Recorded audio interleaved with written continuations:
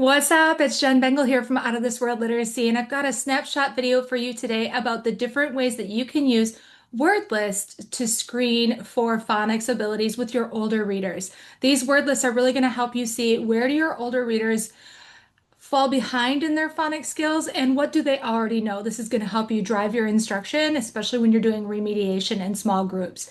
So hopefully these word lists can help you. You can get them all in the free download that you'll see in the description. Just click the link and you'll be able to download that and get these word lists. So I hope you enjoy.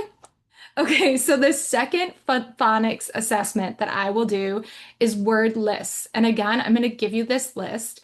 What you want to do is give a list of 15 to 20 increasingly complex words that reflect a different phonics pattern, and then just ask them to read them aloud and decode them.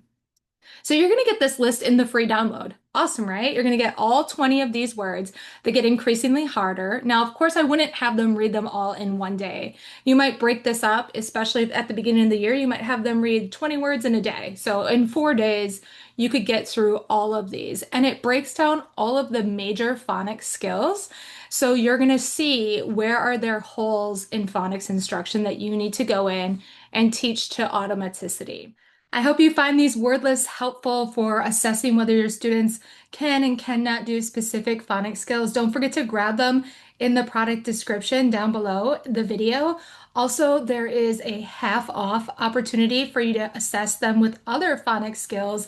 And you just need to use the code Phonics when you check out. That link is also in the description, and you can get all of my phonics assessments specifically designed for older struggling readers by using that code Phonics when you check out with the link. Thanks so much. Bye.